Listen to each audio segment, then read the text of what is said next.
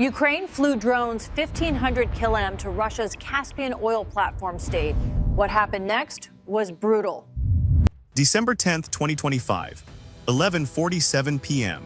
Somewhere in Ukraine, operators from the security services Elite Alpha unit are staring at their screens. They're about to launch something unprecedented. 4 long-range drones sit ready. Their target, an oil platform in the Caspian Sea, over 1,150 kilometers away, deep inside Russian territory, a place Russia thought was completely safe. The Filanovsky platform stands alone in the northern Caspian Sea, 220 kilometers offshore from Russia's Astrakhan region. It's massive, one of the largest oil platforms in all of Russia. Right now it's producing oil from more than 20 wells, pumping 120,000 barrels every single day. That's 6 million tons per year. Every barrel funds Russia's war machine. But in just a few hours, everything is about to change, because those 4 drones are already in the air. And nobody in Russia has any idea they're coming. Why does this platform matter so much? Let me tell you. The Filanovsky field isn't just any oil field. It's the largest oil discovery Russia has made since the fall of the Soviet Union. Lukoil found it back in 2005, started production in 2016. The reserves are enormous: 129 million tons of oil, 30 billion cubic meters of natural gas. This one platform generates billions of dollars for Russia. Money that goes straight into tanks, missiles, and troops fighting in Ukraine. For nearly 3 years of war, this platform has been untouchable. Russia thought it was too far away, too well defended. The Caspian Sea felt like a safe zone, a rear area where the war couldn't reach. They were about to learn how wrong they were.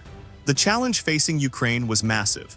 How do you hit a target over 1,000 kilometers away? Ukraine's homemade drones had never gone this far before. The distance from Ukraine to the Caspian Sea is like flying from New York to Miami. These drones would need to cross hundreds of kilometers of Russian territory, flying low to avoid radar, navigating through Russian air defenses, all while carrying enough fuel to make the journey there and back. And it wasn't just distance. The Filanovsky platform sits in the middle of the Caspian Sea, surrounded by water, no cover, no way to approach unseen. If Russian radar picked up the drones too early, fighter jets could intercept them. Surface-to-air missiles could shoot them down. The entire mission could fail before the drones even reached their target. But Ukraine's SBU had been planning this for months. They'd been watching Russia's oil infrastructure, mapping defenses, looking for weaknesses, and they found something interesting. Russia was so confident about the Caspian region being safe that their air defenses there weren't as strong as other areas. This was their chance. The SBU chose to use their Lukoil drones. Long-range, Ukrainian-made, designed specifically for deep strikes inside Russia. These aren't small drones. They're sophisticated machines capable of flying over 1,500 kilometers, equipped with navigation systems that can hit targets with precision. And they carry enough explosives to cause serious damage. The plan was simple but risky.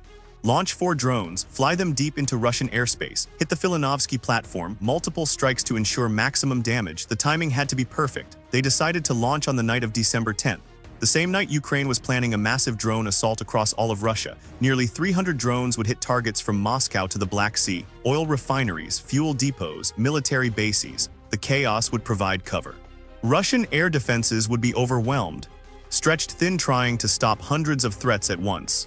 While everyone was watching the attacks near Moscow and the western regions, 4 drones would slip through, heading east toward the Caspian.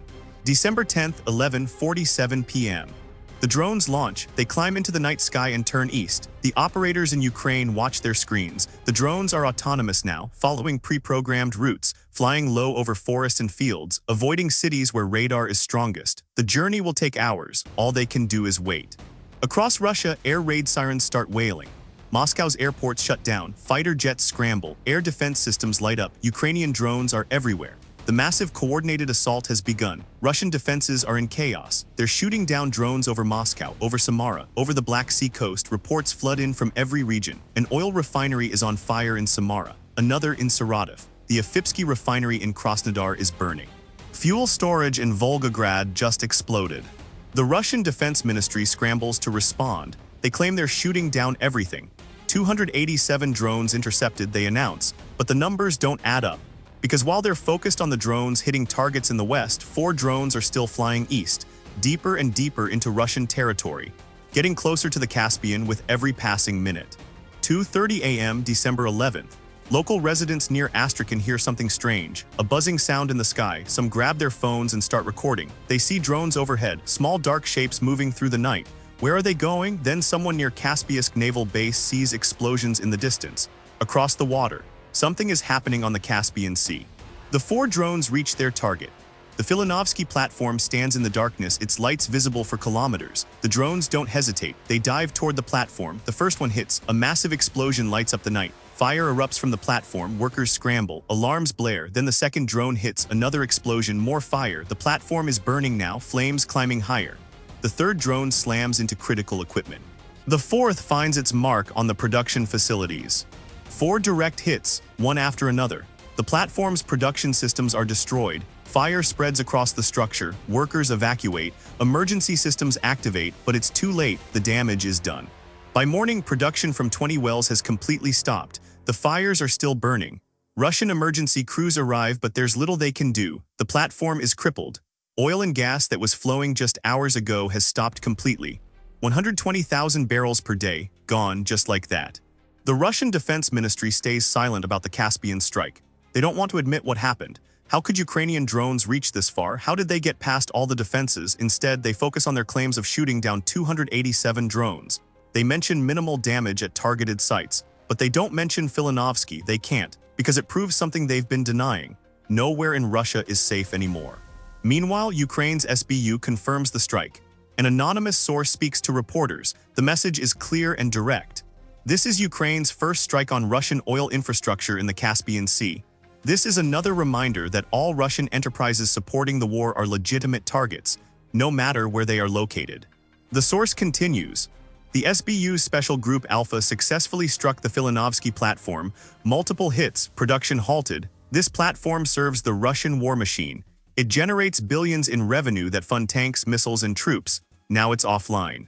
The impact is immediate. The Filanovsky field isn't just any oil field. It's one of Lukoil's flagship projects, the largest post-Soviet oil discovery in Russia.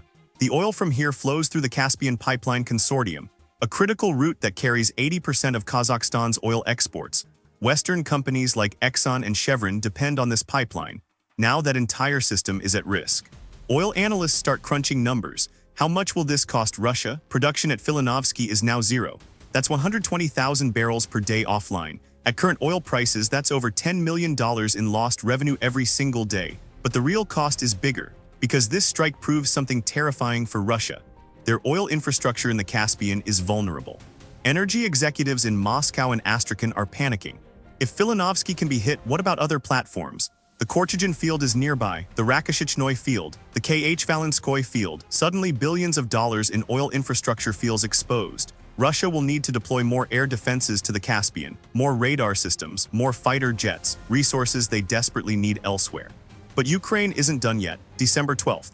Just one day after the first strike, the SBU launches another attack. This time they hit Filanovsky again, and they strike the Korchagin platform too. More drones, more hits, more production offline. The message is unmistakable. Ukraine can reach the Caspian Sea, and they can do it repeatedly.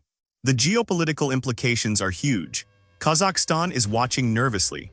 Their oil flows through Russian pipelines, through Russian territory. If Ukraine can hit Russian platforms, can they hit the pipelines too? Kazakhstan starts looking for alternative routes.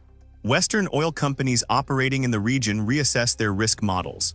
Russia's response reveals their desperation. Instead of admitting the scale of the damage, they downplay everything. Minimal impact, they claim, but satellite images tell a different story. The platforms are clearly damaged, production has stopped. Insurance rates for Caspian energy assets start climbing. This strike represents a turning point in the war. For 3 years, Ukraine has been hitting Russian oil refineries, storage depots, pipelines near the border. But this is different. This proves Ukraine can project power across vast distances, over 1,000 kilometers into Russian territory, to targets Russia thought were completely protected. The technology is remarkable. Ukrainian engineers built these drones domestically, using whatever components they could find. Western electronics, commercial parts, homemade solutions, and somehow they created weapons capable of flying farther than most military drones, hitting targets with precision, all while evading some of the world's most advanced air defenses. The economics are brutal for Russia. Before this strike, Filanovsky was pumping out 120,000 barrels daily. That's roughly $10 million in daily revenue at current prices, $300 million per month, $3.6 billion per year, all from one platform. Now it's producing nothing, and repairs will take months, maybe longer. The damage assessment is still ongoing, but even conservative estimates suggest Russia will lose billions. And it's not just the lost revenue, it's the message. Russia's oil industry is no longer safe. Workers on other platforms are scared, insurance costs are skyrocketing, foreign companies are pulling out, investment is drying up. The psychological impact might be even bigger than the physical damage. For Ukraine, this operation is a massive victory. It cost them 4 drones, relatively cheap weapons, maybe a few $100,000 total. And in return, they've taken billions of dollars worth of oil production offline. They've exposed vulnerabilities in Russian defenses. They've proven their capabilities have no limits. The broader campaign is working. Ukraine has been systematically targeting Russia's energy infrastructure for months. Oil refineries across Russia are operating at reduced capacity. Pipelines have been hit multiple times. Fuel shortages appeared in some Russian regions in September and October. Gas stations ran dry. The Russian government banned gasoline exports just to keep domestic supplies stable. Putin even signed a law allowing Russian companies to refine oil in Belarus and import it back. That's how desperate the situation has become. The world is watching. This strike demonstrates something crucial. Modern warfare has changed. You don't need a massive air force to hit distant targets anymore. Drones are the new reality, cheap, effective, and increasingly sophisticated. Ukraine is showing how a smaller nation can fight back against a larger adversary, by being creative, by being bold, by taking risks. But questions remain. How many more strikes can Ukraine launch? Do they have enough drones to sustain this campaign? Can Russia adapt their defenses? Will they move more air defense systems to the Caspian? And what about other Russian oil infrastructure? Are offshore platforms in the Baltic Sea next? Arctic facilities?